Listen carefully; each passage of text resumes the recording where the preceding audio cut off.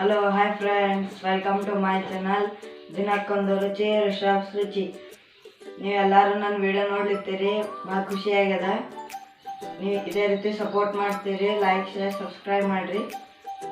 ನಂದೆಲ್ಲ ನೀವು ರೆಸಿಪಿ ನಾನು ಫಾಲೋ ಮಾಡ್ಲಿತ್ತೀರಿ ಅನ್ನಿಸ್ತದ.